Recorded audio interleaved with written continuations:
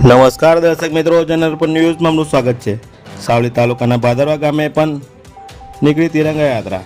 15મી August પહેલા દેશભરમાં તિરંગા યાત્રા કરવાની શરૂઆત કરવામાં આવી રહી છે।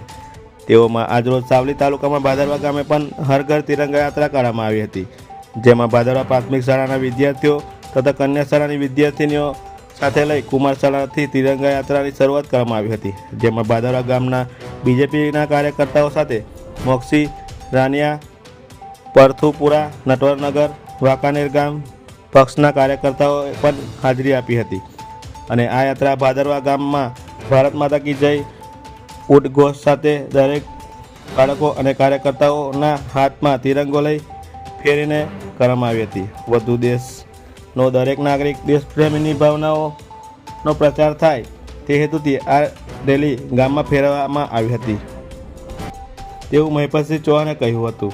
રિપોર્ટર સતીશ પરમાર સાથે